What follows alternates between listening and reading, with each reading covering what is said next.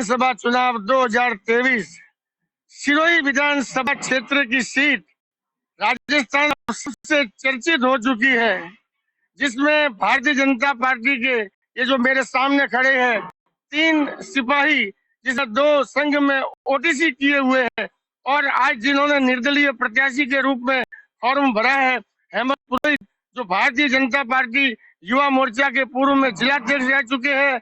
इससे पहले उन्होंने कमलेश दवे, लुम्बाराम चौधरी, विनोद परशुरामपुरिया, नारायण पुरोहित और वर्तमान में इन्होंने सुरेश कोठारी के साथ भी कंधे से कंधा मिलाकर कार्य किया। लेकिन आज इन्हें निर्दलीय बनकर इसलिए चुनावी मैदान में उतरना पड़ा है क्योंकि सिरोही जिले के अंदर पिछले 2 दशकों से लोकल प्रत्याशी की या लोकल लीडरशिप की कोई मान्यता ही नहीं मानी जा रही है। इसी को लेकर ये तीनों लोग बागी हुए और इन्होंने 36 कौम का साथ लेकर आज निर्दलीय नामांकन सैकड़ों हजारों की तादाद के अंदर समर्थकों के साथ दाखिल किया। इस दौरान हेमंत पुरोहित ने सजावाब दरवाजे से हुंकार भरी। आइए हम बात करते हैं निर्दलीय प्रत्याशी हेमंत पुरोहित से कि आखिर उन्हें क्यों बगावत करनी पड़ी और क्यों वो नरेंद्र मोदी के सिपाही होते हुए भी भारतीय जनता पार्टी के प्रत्याशी के सामने लोहा लेने के लिए खड़ा हुए हैं। क्या कहेंगे हेमंत जी पुरोहित आप? पंडित दीनदयाल उपाध्याय जी ने कहा था कि राष्ट्रीय पार्टियां चुनावों में चिन्ह देने में और प्रत्याशी की घोषणा करने में गड़बड़ियां कर सकती है, तो जनता का दायित्व बनता है कि उन गड़बड़ियों को सही करे। मैं पंडित दीनदयाल जी उपाध्याय के मार्गदर्शन में ही मैंने ये कदम उठाया है कि ये टिकट गलत हुआ।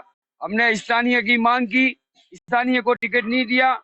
3 बार, जब पहली बार भी भोपा जी सिरोही में आए जो महापंचायत हुई थी, उसके अंदर फिर संगठन की रीति नीति के अंदर ये तय हुआ कि इस बार इनको जिता दो, अगली बार देखा जाएगा। फिर दूसरी बार आए, फिर तय हुआ। भोपा जी ने, मैं ये निवेदन करना चाहता हूँ कि जितने वरिष्ठ पदाधिकारियों से सानेश्वर जी की कसम खिलाओ, आप उनसे पूछो कि भोपा जी ने कहा था कि ये मेरा अंतिम चुनाव है और मैं इसके बाद में लड़ने नहीं आऊंगा। फिर भी भोपा जी आए और हिंदुत्व और भगवा की बात करने वाले और खुद भगवे का अपमान करते हैं। हमारे मनवारिया के मठाधीश परम पूजनीय प्रातः स्मरणीय तीर्थगिरी जी ने टिकट मांगा। हमारे सेन जी बाबू जी के परम भगत और उनके शिष्य, उनके गादीपति राजू जी महाराज ने टिकट मांगा।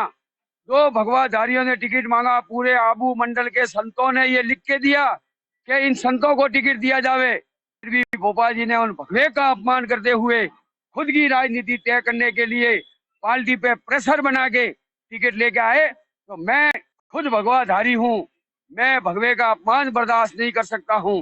बाकी निर्णय तो जनता करेगी, पर मैं स्थानीय की मांग लेके आया हूँ।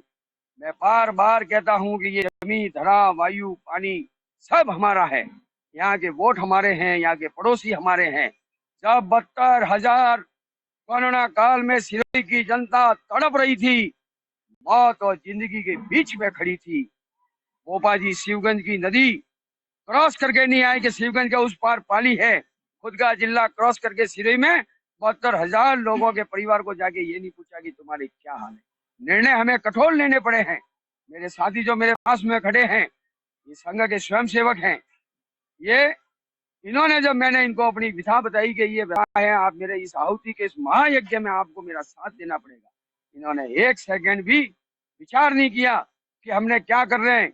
बिल्कुल इन्होंने सिरोही की स्थानीय राजनीति को तय करने के लिए आज की जो हजारों की संख्या में जो मातृशक्ति आई, उनका भी दर्द है, वो दर्द को लेके आई थी और मेरे साथ जब चली तो आप उनके चेहरे पे मुस्कान देखते। नाचती गाती वो मेरा फॉर्म भरवाने आई है। उन्होंने मुझे, मातृशक्ति ने मुझे आशीर्वाद प्रदान किया है। मैं जब याद करता हूँ, इतिहास को पढ़ता हूँ, इतिहासकारों से जब सुनता हूँ, जब बारी आक्रमण हुए, दत्तानी का युद्ध हुआ, राव सुल्तान जैसे महानायक जिन्होंने भाइयों को भगाने के युद्ध लड़ा, जब सिरोही रियासत में कुछ गड़बड़ियां हुई, मैं नमन करता हूँ रोवाड़ा ठाकुर साहब साधु सिंह जी को कि उन्होंने भी बगावत की थी और बगावत के बाद सिरोही के सारे सिस्टम सेट कर दिए थे। मैं यहाँ पे सिस्टम बिगड़ा हुआ है, उस सिस्टम, बिगड़े हुए सिस्टम को ठीक करने के लिए मैंने ये बगावत की है।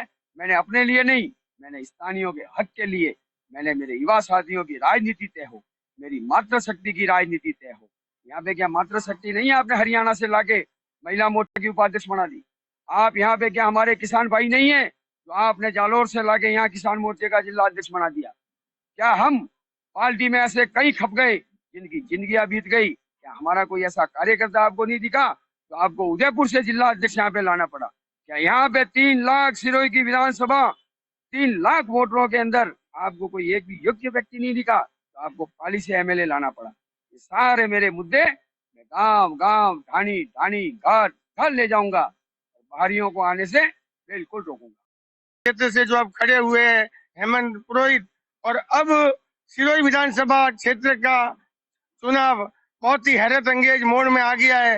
एक तरफ राष्ट्रवाद और सेकुलर शक्तियों के बीच में अब हिंदुत्व की ये तीसरी शक्ति भी आ गई है। अब आगे क्या परिणाम होता है ये तो 3 दिसंबर को मालूम पड़ेगा, लेकिन भारतीय जनता पार्टी के लिए निर्दलीय प्रत्याशी हेमंत पुरोहित ने पर्चा दाखिल कर मुसीबतें बढ़ा दी है, इससे इनकार नहीं किया जा सकता।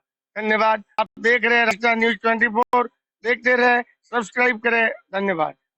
मैं तो इस संयम लोढ़ा जी की और ओटाराम जी देवासी की सिरे में कहते हैं कि इनकी ढोकरी गाल दूंगा। मैं इसके लिए आया हूँ, मैं खुद स्वयं जीतने के लिए आया हूँ, मैं किसी की मशीन नहीं हूँ। ये तो मशीनें तो ये मेरे लिए लगी हुई है, ओटाराम देवासी और ये संयम लोढ़ा, ये मेरे वोट काट रहे हैं ये लोग, मैं इनके वोट नहीं काट रहा हूँ। आपका विजन क्या है जीतने के बाद? मेरा विजन, सर्वप्रथम मेरा विजन है स्थानीय को अपना हक ले, राजनीति में हो, नौकरी में हो, युवाओं के लिए हो, शहर के लिए हो, गांव के लिए हो, जहां भी हो, मेरा स्थानीय प्रतिनिधित्व सबसे आगे रहे। ये सर्वप्रथम मेरा यही विजन है, बाकी सब राधे राधे।